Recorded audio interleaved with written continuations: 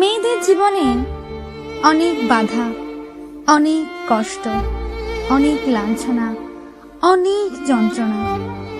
আজও সমাজ মেয়েদের শ্বাস রুদ্ধ করে রাখতে চায়।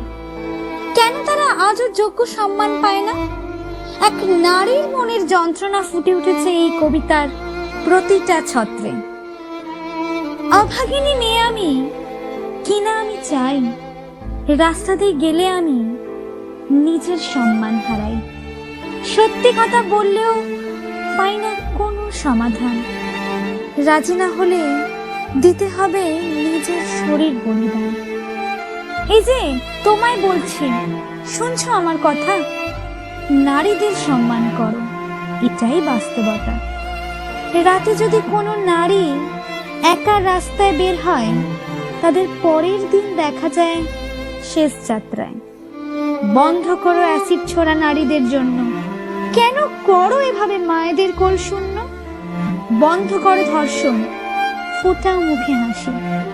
না হলে তোমায় নিতে হবে গলায় একদিন ফাঁসি। দেশের আইনের চোখ বন্ধ, তাই পড়ে না চোখে। দম বন্ধ হয়ে গেলেও লড়ে যায় নিজের দুঃখে। একদিকে কেঁদে মরে যন্ত্রণায় এক অসহায় মেয়ে। কবে যে দেখবো নতুন দেশের আইন, আমি চোখ চেয়ে